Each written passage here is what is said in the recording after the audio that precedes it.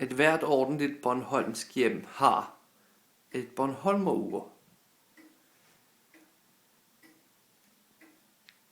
Denne udgave kaldes for en frøken, og den er lavet af Morten Clausen i 1860.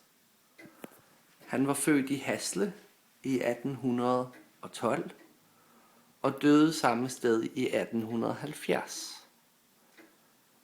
Han tog borgerskab i 1839 og var virksom til 1870. Inde i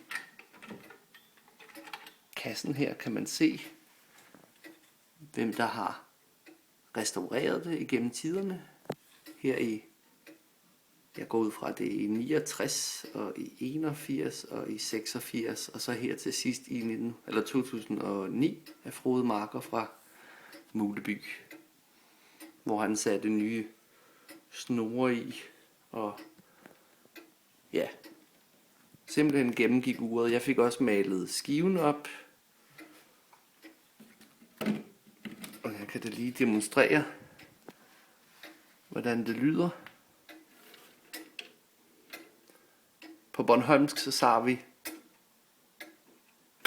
klokken hun var, og det er den lyd man hører det. Det er fordi så trækker den rækken tilbage for at skulle tælle slagene.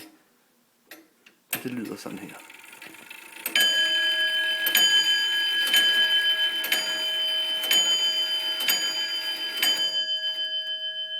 Så køb jeg en bornholmerur.